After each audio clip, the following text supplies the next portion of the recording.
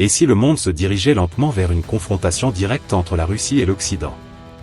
Depuis plusieurs années, les tensions ne cessent de monter. Les sanctions économiques se multiplient, les démonstrations militaires deviennent plus fréquentes, les discours politiques se durcissent, et l'atmosphère internationale ressemble de plus en plus à celle d'une nouvelle guerre froide. Au centre de cette situation se trouve un homme qui intrigue autant qu'il inquiète, Vladimir Poutine. Pour certains, il cherche simplement à défendre les intérêts stratégiques de la Russie. Pour d'autres, il préparerait progressivement une confrontation beaucoup plus large avec les puissances occidentales. Mais derrière les déclarations officielles et les images spectaculaires, une question reste au cœur de toutes les inquiétudes: Poutine prépare-t-il réellement un affrontement direct avec l'Occident? Pour comprendre cette possibilité, il faut d'abord regarder la manière dont le monde a changé ces dernières années.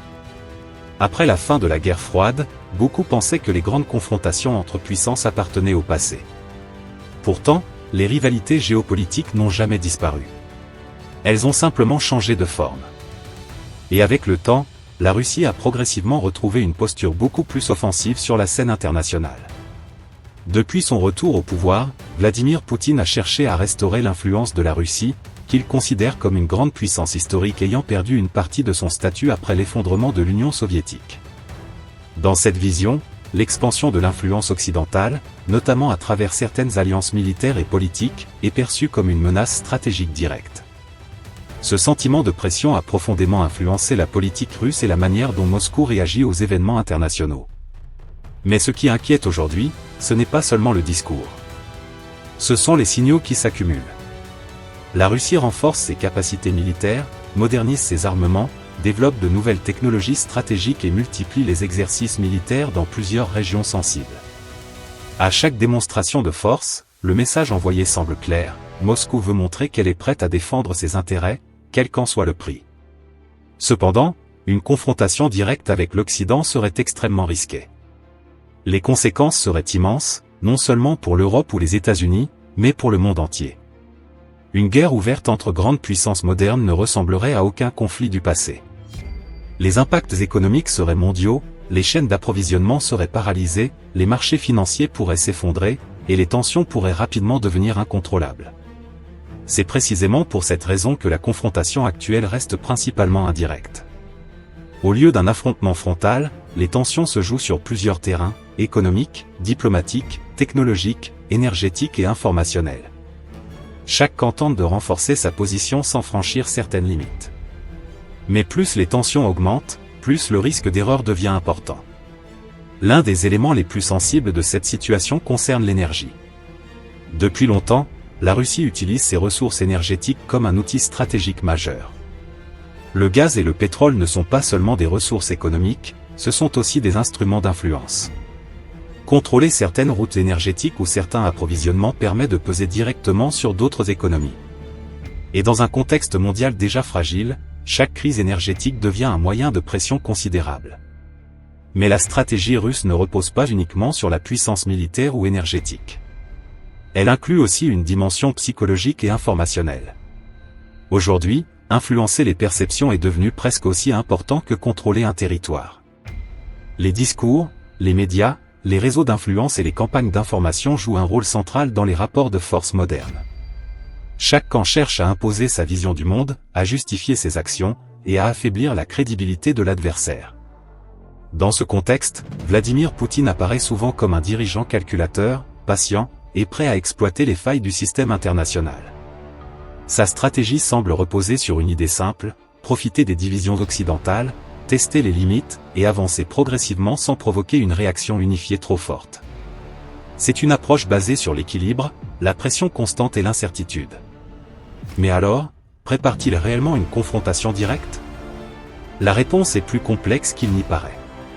Car une guerre ouverte serait aussi dangereuse pour la Russie que pour l'Occident. Les risques seraient immenses, y compris sur le plan économique et politique.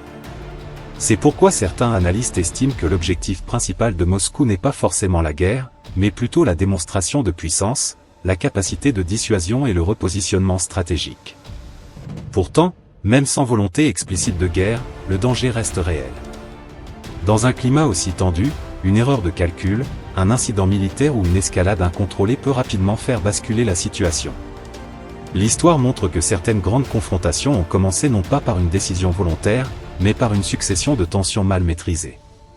Ce qui rend cette période particulièrement inquiétante, c'est que le monde traverse déjà de nombreuses crises simultanées. Les rivalités économiques, les tensions énergétiques, les conflits régionaux et les divisions politiques créent un environnement extrêmement fragile. Dans un tel contexte, chaque nouvelle crise augmente le risque global d'instabilité. Il faut aussi comprendre que cette confrontation dépasse largement la Russie et l'Occident. D'autres puissances observent attentivement la situation, ajustent leur stratégie, et tentent parfois de tirer avantage des tensions.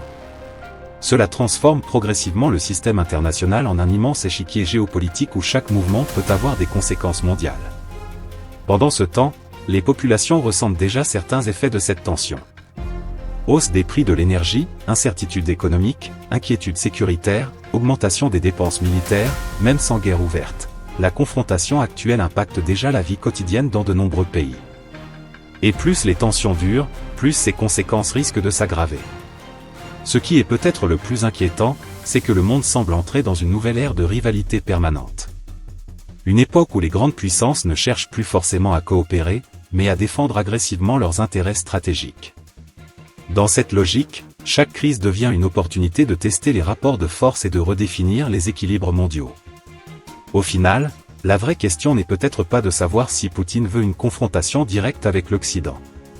La vraie question est de savoir jusqu'où cette montée des tensions peut aller avant de devenir incontrôlable.